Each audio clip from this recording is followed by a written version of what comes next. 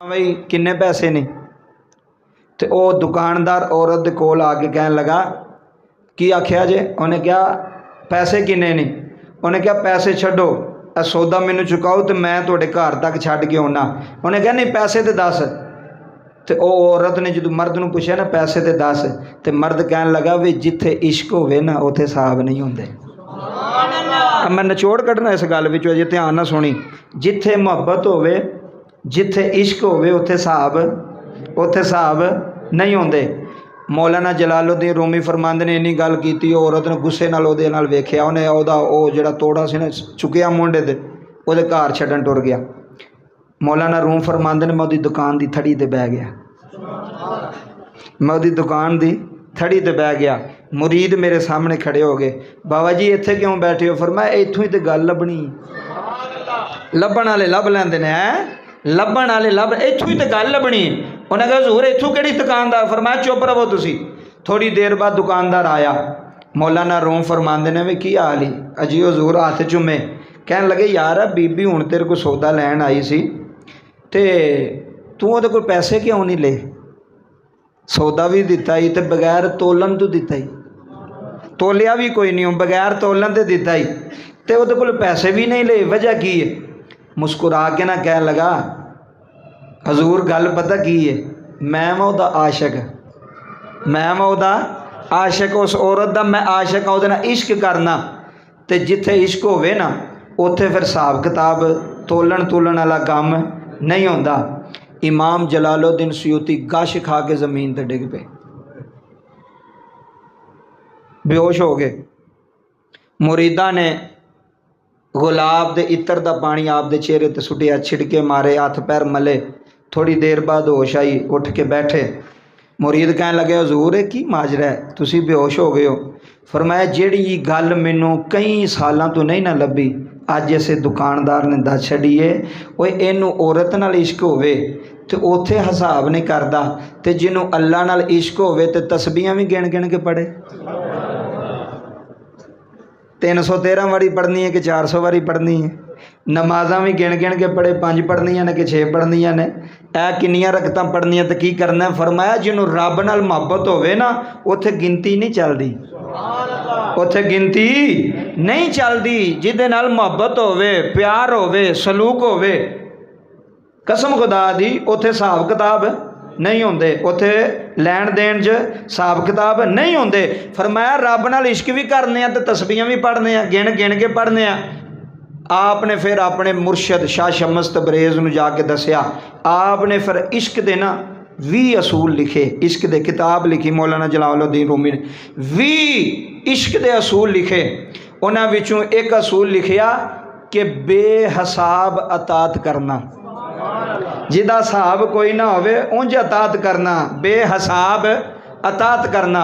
इत्थों मैं तुहानूं एक गल दसां, बड़ी नुक्ते दी गल। ये हकीम अब्दुल हई साहब रहमतुल्लाह अलैह सुनाई। ए वेखो गल समझो, ए गल्लां बड़ियां सुनने वालियां फायदेमंद जे। हकीम अब्दुल हई साहब रहमतुल्लाह अलैह सियालकोटी फरमांदे ने, वेखो एक बंदा है ना 5 बजे तक उन्हें काम किया। उन्हें कहा जी मेरा हुण टाइम मुक गया, मैं छुट्टी ते जा रहा। उन्हें कहा ठीक है जा। वो 5 बजे छुट्टी करके, क्योंकि तो 5 बजे तक ही टाइम सी, 5 बजे तक उन्हें काम करना सी, 4-5 बजे उन्हें छुट्टी करके टुर गया। दूसरा वो बंदा जिहड़ा 5 बजे तो बाद 6 बजे आया मालकां कोल, आखन लगा जी कोई घर का काम तो नहीं जे है, कोई होर काम, कोई होर हुक्म है तो दसो, मैं कर दियां कोई घर का काम या कोई इत्थे दा काम, कोई बच्चियां दा काम है जे दसो।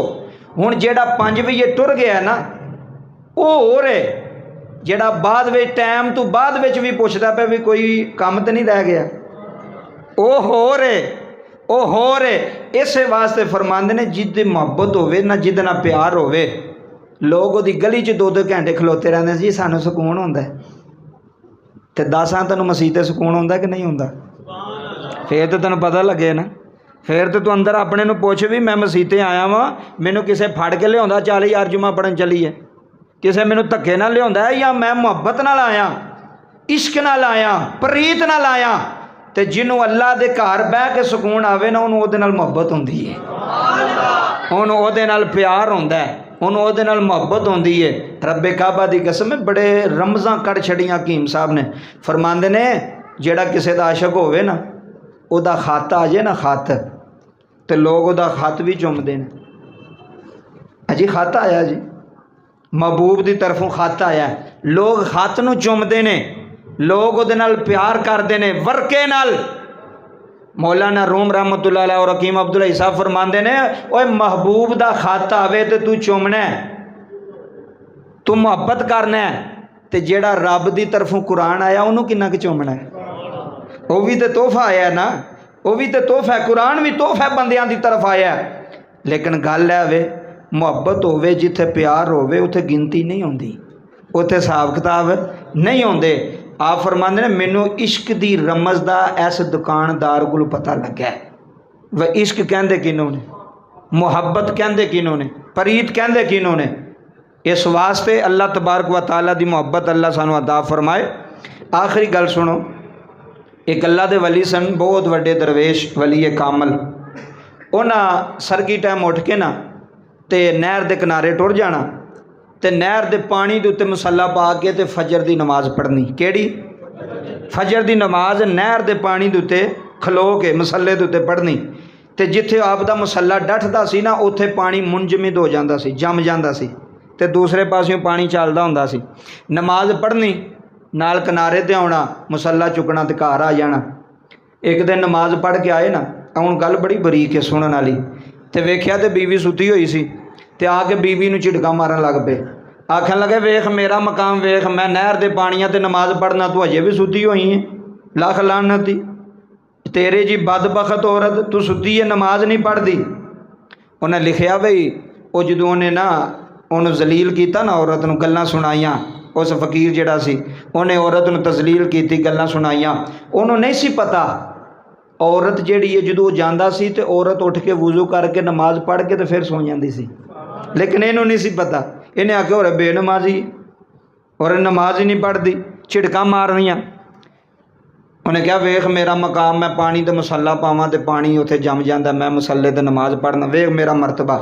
उन्हें आख्या चल ठीक है, तेरा भी वहम मैं कढ़ लैनी हाँ, तेरा भी वहम मैं कढ़ लैनी हाँ।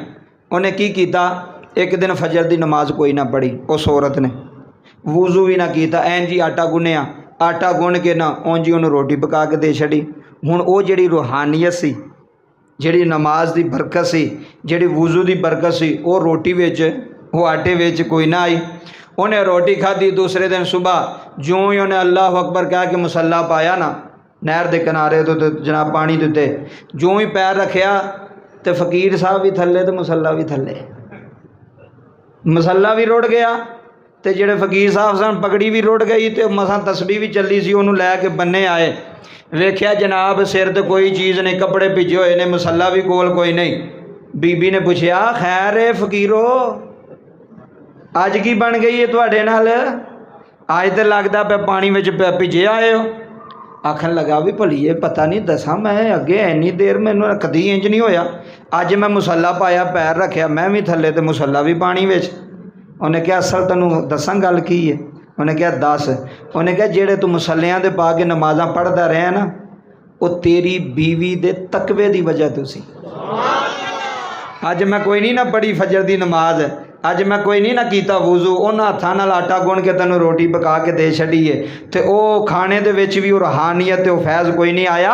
तेनों पता सी हो रहा मेरी वजह तू है। फरमाया तेरी बीवी दे तकवे की वजह तू, परहेजगारी की वजह तो तू पानी के उत्ते नमाज़ां पढ़ता रहा है। अज वो चीज़ कोई नहीं ना होए तो उस पानी ने तेनों डुबो छड़िया।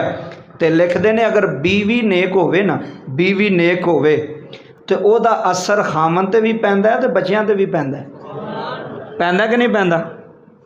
तो अगर बीवी सुबह फजर की नमाज ही ना पढ़े, तहज्जुद ही ना पढ़े, वुजू ही ना करे, ऐन जी सुबह मुँह धो के जनाबे वाला अखा मलदी आटा गुन छड़िया, लो जी रोटी पक गई।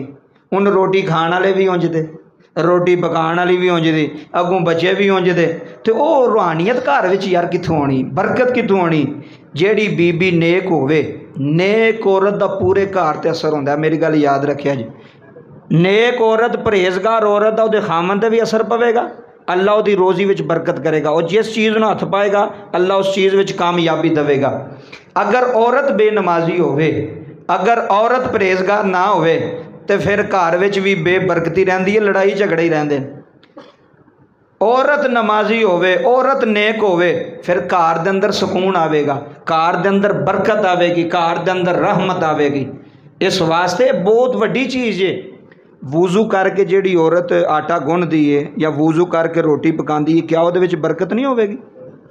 बोलो, होवेगी कि नहीं होवेगी? होवेगी। जिहड़ा काम वेखो ना हुंदा होवे, तुसीं वूज़ू करके करो, तुहाडा काम हो जाएगा। ये भी किसी फकीर ने नुकता दस्सिया। तुहाडा काम ना होंदा होवे, तुहानूं टेंशन बनी होवे, तुसीं जाओ वूज़ू करो, वूज़ू करके आके फिर वो काम करो, मैं मिंबरे रसूल ते बैठा, तुहाडा काम हो जाएगा, शर्तिया होवेगा। क्योंकि वूज़ू दी बरकत है। वूज़ू दे अंदर बंदे दे अंदर सुकून होंदा है। वेखो ना, जो बंदा वूज़ू करदा नमाज वास्ते, सच्ची दसना जे बंदा हल्का होंदा कि नहीं होंदा? होंदा ना।